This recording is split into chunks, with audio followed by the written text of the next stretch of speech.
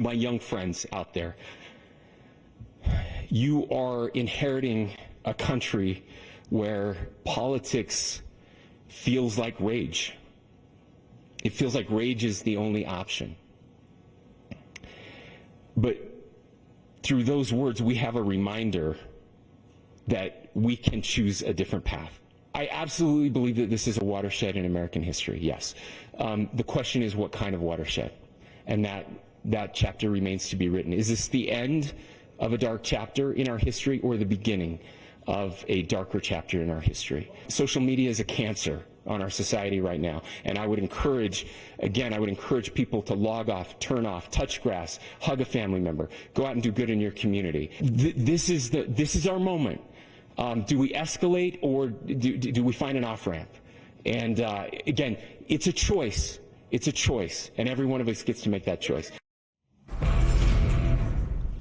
Le contraste est frappant, Rodolphe, pour une Amérique qui est vraiment sur les dents. Ça prenait quelqu'un à un moment donné qui allait le faire, ce discours-là.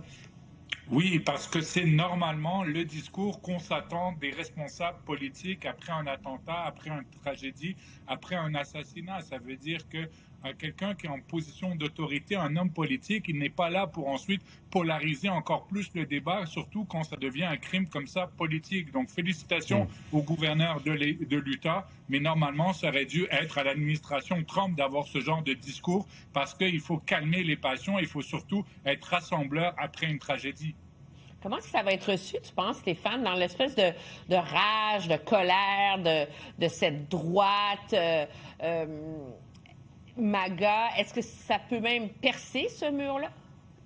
Ben, on le souhaite. Encore faut-il le tenir, avoir le courage de tenir ce discours-là. Donc, c'est une forme de courage pour quelque chose qui nous semble, à nous, de notre côté, je dirais responsable, normal, qui va de soi. Dans les moments comme ça où la nation est divisée, ça prend des discours rassembleurs. Ça ne semblait pas une préoccupation de l'administration américaine hier. Par contre, cet après-midi, on sent qu'ils ont baissé de ton. En tout cas, certains ont baissé de ton parce qu'on a vu là, plusieurs élus démocrates ont mis fin à leurs activités parce qu'il y avait des risques pour eux. Si on mis fin, là, c'est pas par manque de courage.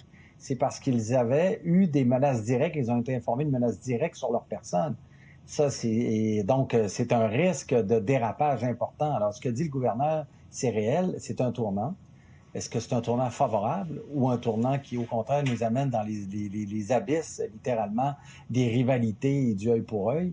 Souhaitons que sa parole sera entendue par tout le monde, par les jeunes, par ceux qui, souvent, ont peu d'espoir dans la situation actuelle ou pensent que la révolte ou la menace, ou encore plus que ce qu'on a vu hier, l'exécution est une solution à une rage intérieure. Donc, oui, il y a beaucoup de responsabilités là-dedans et souhaitons que ça soit repris comme discours.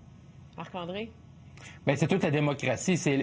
Il faut chérir ce qu'on a, que les États-Unis puis le Canada, en Amérique du Nord, de pouvoir se débattre, argumenter, échanger. On peut être d'accord, pas d'accord avec les gens qui sont devant nous, mais on fait tout ça dans le respect, dans la paix, et c'est sûr qu'on veut pas que ça... Donc, on n'a comme pas le choix là, de baisser le ton, sinon, où ça va se terminer. Donc, c'est du moins un bon pas vers l'avant de voir des leaders comme le gouverneur de l'Utah être capable d'avoir ces propos-là. Je veux dire, Rodolphe, que pour l'administration Trump, qui semblait si prompte à vouloir faire de la récupération politique sur cet enjeu-là, on va y aller avec beaucoup de prudence, là, mais ce qu'on sait jusqu'ici du suspect ne cadre pas avec l'espèce de militant gauchiste, parce que c'est caricatural, là, qu'on projetait à l'avant-plan comme étant responsable.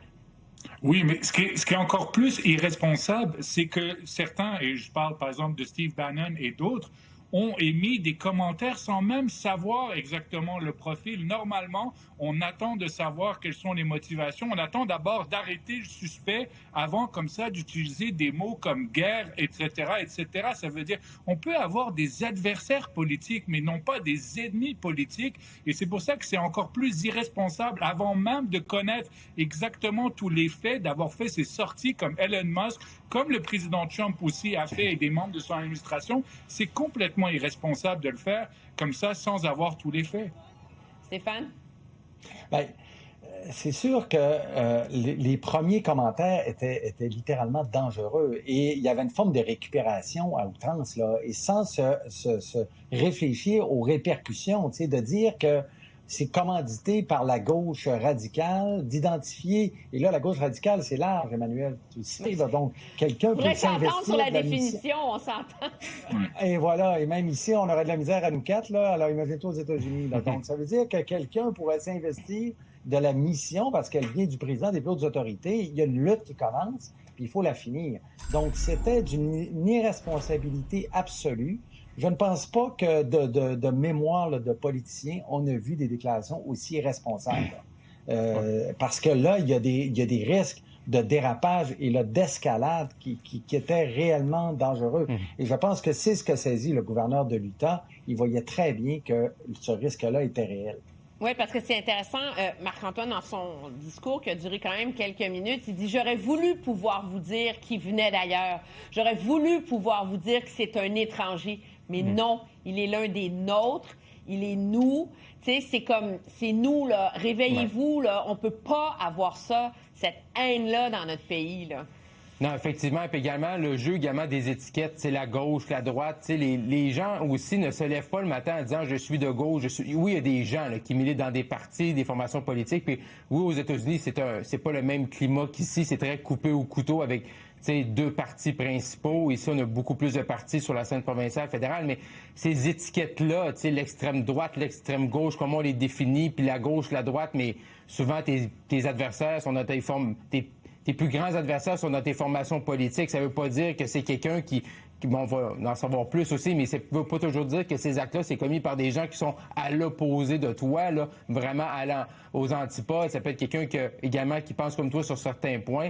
Dans ce cas-là, fait qu'aussi, il y a un jeu d'étiquette beaucoup là, qui fait en sorte que ça divise les gens. Puis il faut que tu choisisses un camp. Puis quand tu es dans un camp, il faut que tu détestes l'autre. Ben, ça fait des situations comme celle-là. En tout cas, je pense que tout le monde espère là, que cet appel au calme du gouverneur de l'Utah, puis cet appel à ramener un peu le respect dans l'espace public,